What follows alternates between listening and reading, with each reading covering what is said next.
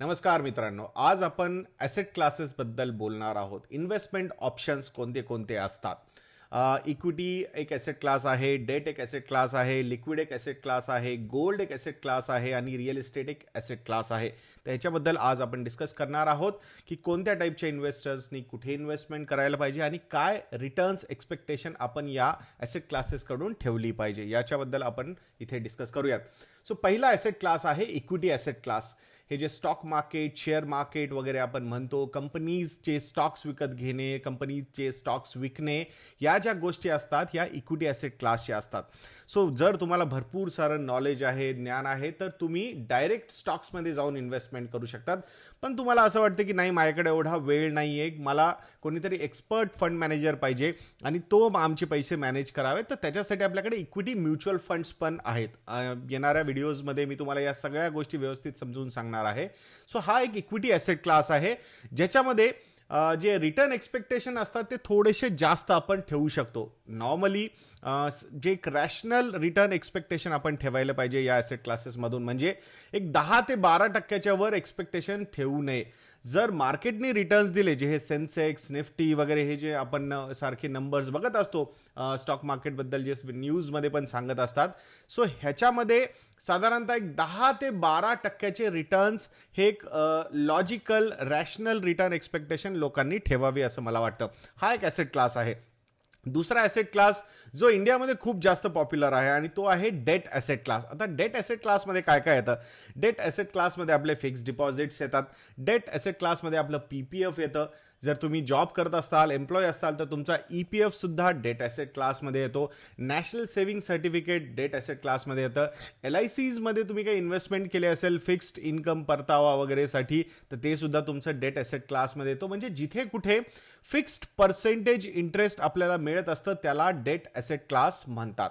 So ह्याच्यामध्ये जी return expectation ठेवावी ती नॉर्मली जे तुमच्या बँक FDs वगैरे देतात तुम्हाला 5-6%, 6%, 7% सध्याचा तो इंटरेस्ट रेट चालू आहे, तर ते तुमचं नॉर्मल रिटर्न एक्सपेक्टेशन असावं. ह्याच्यापेक्षा जास्त कोणी तुम्हाला डेट ॲसेट क्लासमध्ये जास्त इंटरेस्ट देत असेल तर एक गोष्ट लक्षात ठेवायला पाहिजे की जेवढा जास्त रिटर्न आपल्याला डेट ॲसेट क्लासमध्ये येतो तेवढी जास्त रिस्क सुद्धा आपण घेत असतो. एक एक्झाम्पल, जस्ट अन एक्झाम्पल, मी काही कोणाला म्हणत नाही की असं करू नका आणि असं करा, पण तुम्ही बघा, तुम्ही समजा स्टेट बँक ऑफ इंडियाच्या बँकेत जाऊन फिक्स डिपॉझिट केलं तर ते तुम्हाला काय इंटरेस्ट रेट देतात, आणि कुठली एखादी लोकल कोऑपरेटिव्ह बँक असेल आणि तिथे जाऊन तुम्ही तिथे जाऊन फिक्स डिपॉझिट केलं तर ते तुम्हाला काय इंटरेस्ट देतात. या दोघांमधला जो इंटरेस्टचा डिफरन्स असतो ना, हा असतो की ही म्हणजे एक रिस्क असोसिएशन त्याच्याबरोबर असतं. हाय रिस्क हाय रिटर्न्स असं म्हणलं जातं, बट एक गोष्ट नक्की नेहमी लक्षात ठेवायची, हाय रिस्क म्हणजे आपण आपल्या कॅपिटलवर सुद्धा एखाद्या वेळेस कॉल घेऊ शकतो. म्हणजे जे काय तुम्ही प्रिन्सिपल इन्व्हेस्टमेंट केलेली आहे त्या बँकेमध्ये आणि त्या बँकेला काही झालं, बिकॉज रिसेंटली आपण खूप सारे एक्झाम्पल्स बघितलेले आहेत, कोऑपरेटिव्ह बँक्समध्ये बघितलेले आहेत, प्रायव्हेट बँक्समध्ये बघितलेले आहेत, जिथे लोकांना खूप सारा प्रॉब्लेम झाला पैसे काढण्यासाठी. आय थिंक रिसेंट एक्झाम्पल्स जे आय थिंक PMC बँकबद्दल तुम्ही बघितलं आहे, रुपी कोऑपरेटिव्ह बँकबद्दल सुद्धा आपण पाहिलेलं आहे. असे खूप सारे एक्झाम्पल्स आहेत. महाराष्ट्रात आय थिंक सुवर्ण सहकारी बँकेचं पण एक एक्झाम्पल झालं होतं. तर हे सगळे एक्झाम्पल्स जर आपण पाहिले तर डेफिनेटली हाय रिटर्न्स, जर हाय इंटरेस्ट तुम्हाला मिळत असेल कुठल्या एखाद्या FDमध्ये कम्पेअर्ड टू मोठ्या ज्या बँक्स आहेत त्याच्यापेक्षा, तर एक रिस्क असोसिएशन त्याच्याबरोबर असतं. मी असं काही नाही म्हणत आहे की तुम्ही तिकडे पैसे ठेवलेत म्हणजे ते तुमचे पैसे बुडणार आहेत, पण ही एक थॉट प्रोसेस, हे एक विचार आपल्या डोक्यात नेहमी असला पाहिजे, हे मी तुम्हाला सांगू इच्छितो. सो हा दुसरा ॲसेट क्लास झाला डेट ॲसेट क्लास, जिथे तुम्हाला फिक्स्ड परतावा मिळतो, म्हणजे फिक्स्ड इंटरेस्ट त्याच्यावर मिळतं तुम्हाला. सो हा दुसरा. आता तिसरा जो ॲसेट क्लास आहे तो आहे liquid asset class. Liquid asset क्लासमध्ये काय काय कन्सिडर केलं जातं? तुमची सेव्हिंग बँक्समध्ये जे अकाउंटमध्ये पैसे आहेत, तुमचे करंट अकाउंटमध्ये जे काही पैसे आहेत, किंवा तुमच्याकडे हार्ड कॅश रोकड जी तुमच्याकडे आहे, त्याला लिक्विड ॲसेट क्लास म्हणतात. म्हणजे इमिडिएटली ते पैसे तुम्ही काढू शकतात, काहीही त्याच्यावर चार्जेस वगैरे नसतात आणि तुम्ही इमिडिएटली तो पैसा काढून यूज करू शकतात.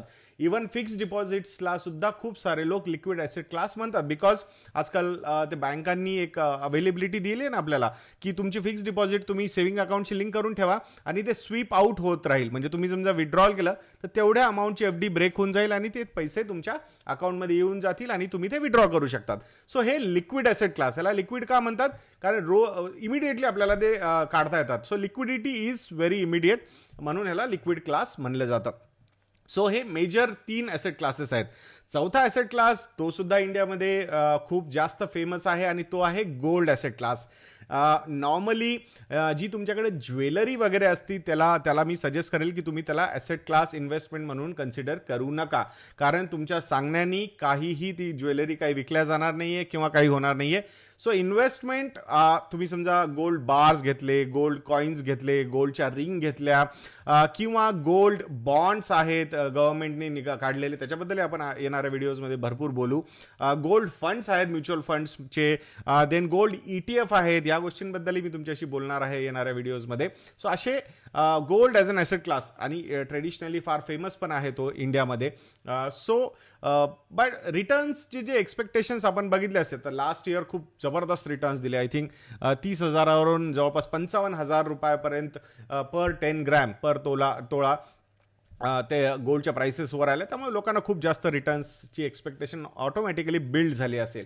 बट त्याच्या आधीचे समजा 7-8 वर्ष आपण बघितले, 2011 साली सुद्धा गोल्डच्या ज्या प्राइसेस होत्या त्या 33,000 रुपये पर तोळा एवढ्या वर गेल्या होत्या.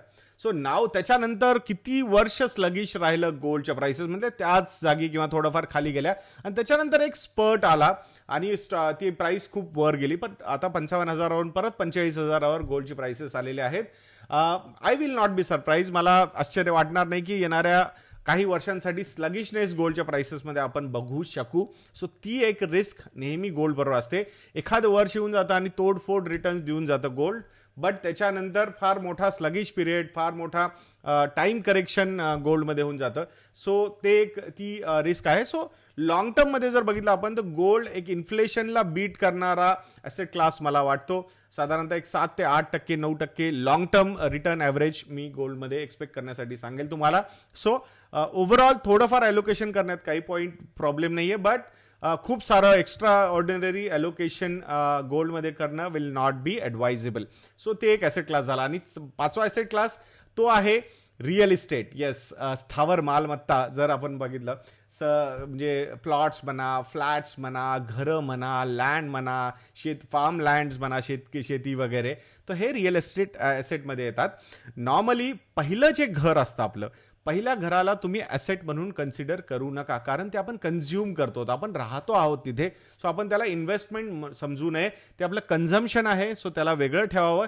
त्याच्या व्यतिरिक्त जर तुम्ही रिअल इस्टेटमध्ये काही पैसे टाकले असतील, दुसरा फ्लॅट आहे, दुसरं घर आहे, प्लॉट्स आहेत, शेती वगैरे आहे, सो त्याला तुम्ही ॲसेट म्हणून कन्सिडर करू शकता.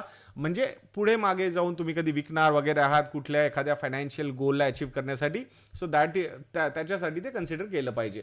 सो हे 5 ॲसेट क्लासेस आहेत. या 5 ॲसेट क्लासेसचे सब ॲसेट क्लासेस काय आहेत, स्टॉक मार्केट काय असतं, स्टॉक्स काय असतात, म्युच्युअल फंड काय असतं, त्याच्यावर टॅक्सेशन काय असतं, डेट फंड्स काय असतात, डिबेंचर्स काय असतात, ह्या सगळ्या गोष्टींबद्दल येणाऱ्या व्हिडिओजमध्ये मी तुमच्याबरोबर डिस्कशन करणार आहे, गप्पा मारणार आहे. मी आशा करतो की तुम्हाला हा व्हिडिओ पण चांगला वाटला असेल. सो तुमच्या मित्रांबरोबर शेअर करा या चॅनलची माहिती, त्यांच्याबरोबर हा व्हिडिओ शेअर करा, व्हिडिओला लाईक करा, व्हिडिओला शेअर करा आणि चॅनलला सबस्क्राईब करायला बिलकुल विसरू नका मित्रांनो. नेक्स्ट व्हिडिओमध्ये भेटूया. जय हिंद, जय महाराष्ट्र.